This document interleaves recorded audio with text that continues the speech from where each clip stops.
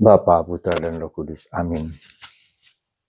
Allah Bapa di surga, kami ucap syukur dan terima kasih bahwa kau ingatkan akan keabadian, akan kekekalan, dan kenisbian akan apa yang nampak, yang kelihatan. Juga yang tidak kelihatan, kekuasaan, kehormatan. Tentu kami ya Tuhan untuk mencari yang abadi dalam hidup kami. Terpujilah namamu kini dan sepanjang segala masa. Amin.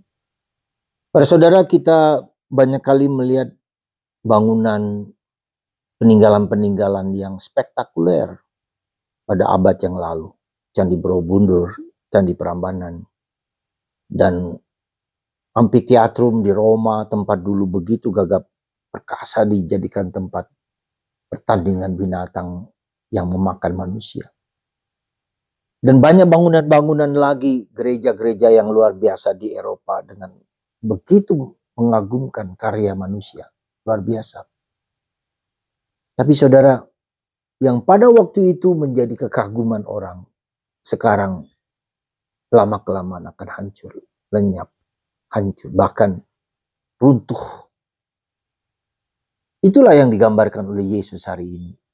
Ya, mengingat harta benda yang berkarat, yang akan hancur pada waktunya, pada saatnya. Setelah puluhan tahun, ratusan tahun, bahkan ribuan tahun. Dengan kata lain, tak ada kekekalan, tak ada keabadian. Bahkan nyawa hidup manusia pun demikian. Dan untuk menyadari hal yang demikian bukanlah yang gampang, bukanlah yang mudah. Ketika kita masih muda, ketika kita berkuasa, ketika kita dalam posisi yang enak, kita tidak akan mengingat bahwa segalanya pada waktunya akan hancur, akan karatan, akan tak berguna, akan tak berdaya. Hanya dikenang sebagai pengalaman indah di masa lalu. Dan itulah kehidupan.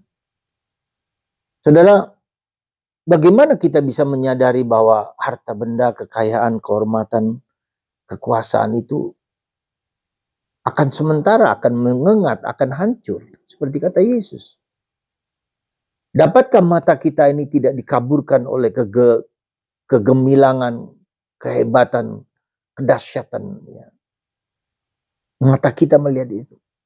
Kita bisa melihat kalau mau jujur misalnya pembangunan di Cina begitu dahsyat. Ya, teknologi, arsitektur, ya, begitu luar biasa. Mata kita itu bisa terkagum-kagum melihat sesuatu yang 3 dimensi dan seterusnya. Tapi kita harus jujur kata Yesus. Kalau matamu jernih, maka hidupmu juga jernih. Kita pasti kagum akan kemajuan-kemajuan zaman, benar. Akan kehebatan. Seperti hari ini misalnya Ibu Atalia, ibu seorang raja yang meninggal, ingin mau berkuasa juga. Lalu mau menyingkirkan cucunya sendiri untuk dibantai. Untuk berkuasa. Dan daya pesona, daya tarik, daya glamor kehidupan ini begitu dahsyat.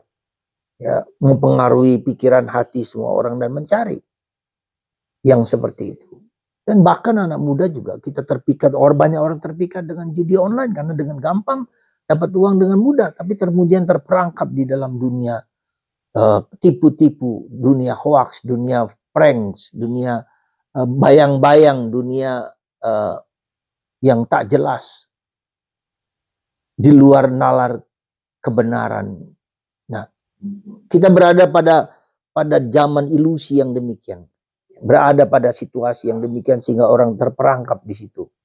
Maka mari kita punya mata batin yang jelas, mata batin yang terang, supaya kita tahu kita bisa menempatkan hati kita di mana. Ya, ketika kita tahu nilai-nilai segala sesuatu yang kita lihat dengan mata itu, pada waktunya juga akan berkarat, akan dimakan ngengat dan habis. Ya, oleh zaman, oleh situasi, oleh keadaan, oleh iklim, bahkan panas dingin membuat itu menjadi gampang rapuh.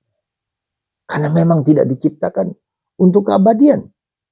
Nah, maka saudaraku terkasih, mari kita menghayati nilai-nilai yang keabadian, nilai cinta kasih, nilai kejujuran, nilai persahabatan, nilai-nilai yang diakui oleh kejujuran, kesungguhan dalam hidup, ya. Tidak bohong, tidak curang, tidak menipu, ya. Itu semua nilai-nilai positif, nilai-nilai yang kemudian nanti diperhitungkan oleh Tuhan. Tapi ketika orang bermain-main dengan nilai-nilai kepalsuan ini, maka dia akan menjadi korban dari apa yang dia ciptakan sendiri. Sekali lagi, itu semua adalah hukum alam. Kita bisa melihat tokoh-tokoh besar dalam perjanjian lama, dalam perjanjian baru, dalam hidup zaman sekarang ini. Tokoh besar, Napoleon Bonaparte misalnya, Alexander the Great, semua tokoh-tokoh Mongol, Raja Mongol dan seterusnya, Majapahit, sekarang hancur semua. Soekarno, Soeharto juga hancur lebur. Tapi apakah kita legasi kita meninggalkan nilai-nilai abadi itu yang perlu kita sadari, kita sungguh, saya mau menciptakan, meninggalkan nilai apa dalam hidupku kepada anak cucu kita. Dan itu tidak bisa dikatakan dengan kata-kata ketika orang melihat fakta kehidupan. Kesadaran itu muncul. Mari saudara, kita mohon rahmat untuk memiliki kesadaran mata kita untuk melihat kebenaran, kejujuran, ketulusan. Tuhan memberkati Anda semua dan kita semua, supaya mata batin kita dicelikkan akan apa yang sesungguhnya diminta oleh Tuhan bagi kita. Sekali lagi, pada akhirnya Tuhan hanya meminta keabadian, nilai-nilai luhur mulia yang tak dapat dimakan ngengat.